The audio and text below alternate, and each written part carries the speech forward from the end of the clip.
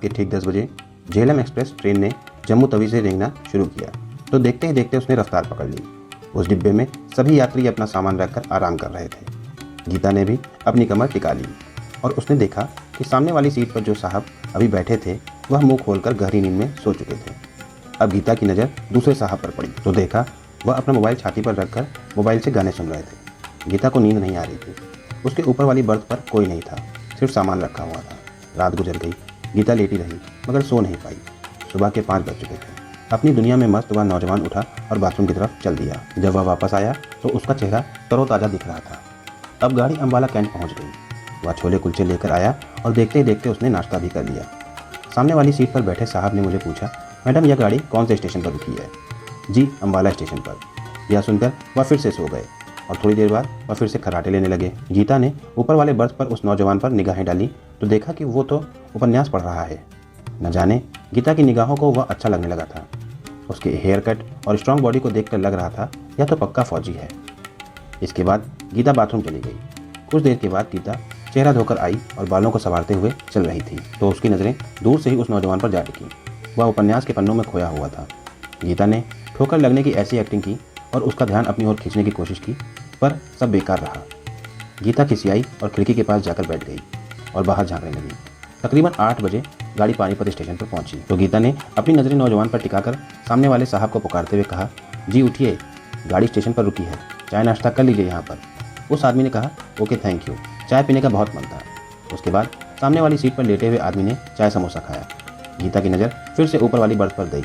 वह जनाब अभी भी उपन्यास ही पढ़ रहे थे। तभी ऊपर बैठे उस नौजवान ने देखा कि साहब नाश्ता कर रहे हैं तो उस नौजवान ने कहा, आप बैठे रहें तो मैं अपनी बर्थ नीचे कर लूँ क्या? हाँ हाँ, क्यों नहीं। थोड़ी देर बाद वह नौजवान उन साहब के बगल में गीता के ठीक सामने बैठ चुका था। गीता अपनी बर्थ पर बैठे खिड़की से बाहर झांकते झांकते अपनी नज़रें उस नौजवान की नज़रों से मिलाने की कोशिश करने लगी, लेकिन वह नौजवान तो उसे देख ही नहीं रहा था। गीता सोचने लगी कि ऐसा तो कभी हुआ ही नहीं कि मुझे कोई देखे ना। उस नौजवान पर टकटकी लगाए गीता सोच ही रही थी कि तभी उसने पानी की बोतल गीता की ओर बढ़ाते हुए कहा, मैडम पानी पी लीजिए। गीता ने उससे पानी की बोतल ली और 2-4 घूंट गट पी गई। पानी की बोतल उसे वापस देते हुए गीता ने पूछ ही लिया कि आप फौजी हैं ना जी? गीता ने उसे दोबारा कहा, बुरा मत मानना, मैंने सुना है कि फौजी दिमाग से पैदल होते हैं।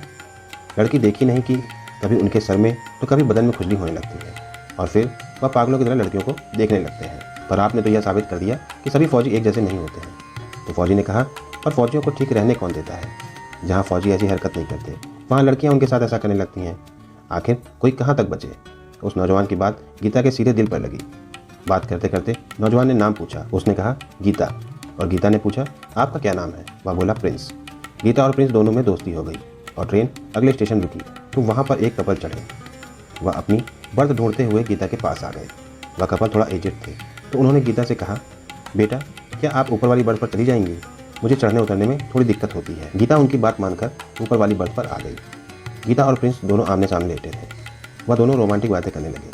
धीरे धीरे वह दोनों अब एक ही सीट पर आ गए थे और प्रिंस ठहरा नौजवान फौजी उसको अब बर्दाश्त नहीं हो रहा था और गीता भी वही चाह रही थी। उसके बाद 2 जान एक हो गए, यानी कि अब वे पूरे ऐसे हो गए थे जैसे शादी की पहली रात।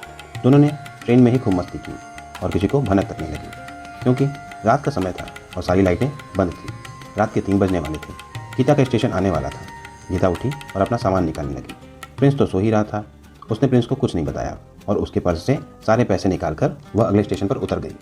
गीता एक पर्ची उसके पर्स में डाल गई थी। जब सुबह के 5 बजे तो प्रिंस की आँख खुली तो देखा कि गीता गायब थी। उसने इधर उधर गीता को ढूंढा पर गीता कहीं नहीं मिली। उसने एक कप चाय ली और पैसे देने के लिए पर्स खोला तो देखा कि सारे पैसे गायब थे। उसमें सिर्फ एक पर्ची थी। प्रिंस ने उस पर्ची को खोला तो उसमें लिखा था, आप बहुत अच्छे हैं, मैंने आपके सारे पैसे निकाल लिए हैं क्योंकि मुझे ज़रूरत थी।